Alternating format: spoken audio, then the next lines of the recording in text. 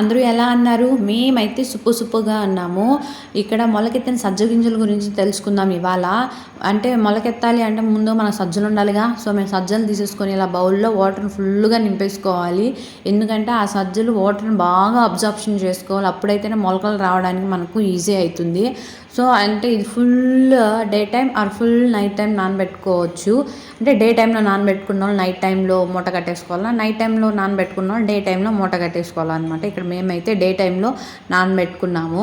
ఈ సజ్జల వల్ల మనకు చాలా అంటే చాలా బెనిఫిట్స్ ఉన్నాయి.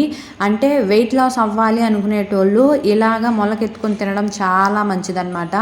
ఇలా ఒక కాటన్ క్లాత్‌ని తీసుకొని ఆ క్లాత్‌లో వేసేసుకోవాలి ఈ సజ్జ గింజల్ని.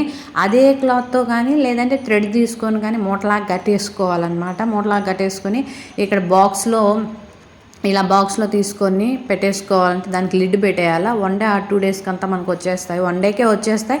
మొలకలు బాగా రావాలంటే 2 డేస్ పడుతుంది. చూడండి ఎంత బాగా వచ్చాయో మొలకలు. మాకైతే చాలా బాగా వచ్చాయి. ఈ వీడియో చూసేటోళ్ళు మేము చేసిన ప్రాసెస్లోనే చేయండి, మీకు బాగా వస్తాయి. చూడండి ఇందులో అంటే ఇది వెయిట్ లాస్ అయ్యేటోళ్ళకి చాలా ఉపయోగపడుతుందన్నమాట. ఎందుకు అని అంటే ఇందులో ఫైబర్ అనేది ఎక్కువ కంటెంట్లో ఉంటుంది.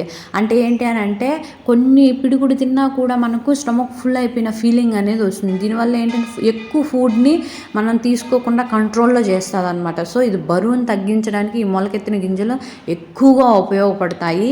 అలాగే వీటిల్లో ఉండే ఐరన్, కాల్షియం, జింక్ ఈ న్యూట్రియంట్స్ ఉండటం వల్ల ఏంటి అంటే మన బాడీలో ఉండే ఈచ్ అండ్ ఎవ్రీ ఆర్గాన్కి ఆక్సిజన్ సరఫరా అయ్యేటట్టు చేస్తుంది అనమాట. అందుకు మొలకెత్తిన గింజలు మనకు చాలా ఉపయోగపడతాయి. ఇంకోటి ఏంటి అని అంటే వీటిలో క్యాలరీస్ అండ్ ఫ్యాట్స్ అనేటివి తక్కువ ఉంటాయన్నమాట. సో మనం భయపడాల్సిన అవసరం లేదు.